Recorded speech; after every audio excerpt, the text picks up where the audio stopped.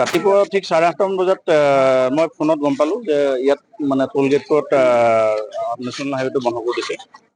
সেই অনুসৰি মই লগে লগে আমাৰ TSI পঠাই দিলোঁ।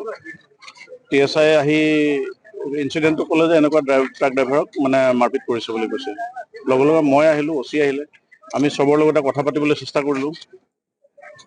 একচুৱেলি ইছ্যুটো তেওঁলোকৰ ট্ৰাক ড্ৰাইভাৰক মৰাটো নহয়। প্ৰথম ইছ্যু আছিলে সেইটো, তাৰপিছত কয় আমাৰ মানে গাড়ীবিলাক পাৰ কৰোঁতে মানে ডেইলি 50 টকাকৈ লয়। মানে বিভিন্ন ধৰণৰ ইছ্যু আৰম্ভ কৰিলে।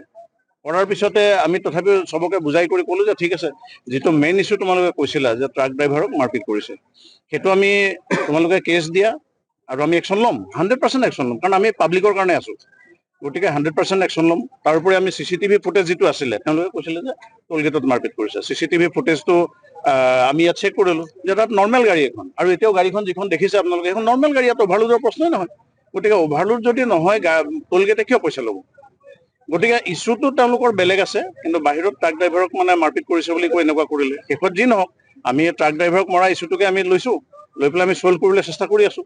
লাষ্টতো এতিয়া মব আহি পেলাই দেখিলে যে গোটেই টোল গেট ভাঙি দিলে, আমাৰ ওপৰতো এটেক কৰিলে দেখিছে, ময়ো মানে আঘাতপ্ৰাপ্ত হৈছোঁ। এতিয়া আমাৰ SDO চিভিল আহিছে, আমি এতিয়া চিটুৱেশ্যনটো নৰ্মেল কৰিবলৈ চেষ্টা কৰি আছোঁ।